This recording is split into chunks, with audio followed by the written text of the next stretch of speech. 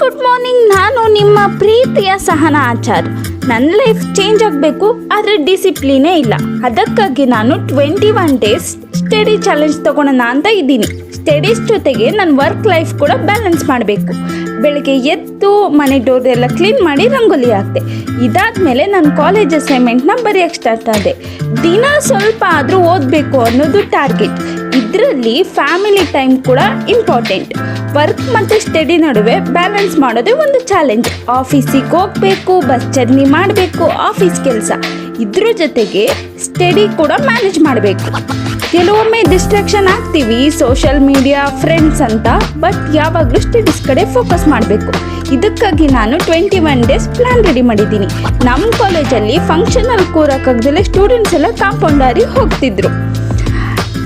So 21 days ನಾನು discipline ಆಗಿ daily ನಾನು ಸ್ಟಡಿ ಮತ್ತು ನನ್ನ ವರ್ಕ್ ಬ್ಯಾಲೆನ್ಸ್ನ ಮೇಂಟೈನ್ ಮಾಡ್ತೀನಿ. ಬಟ್ ಈಸಿ ಅಲ್ಲ, ಅದೇ ಟ್ರೈ ಮಾಡ್ತೀನಿ.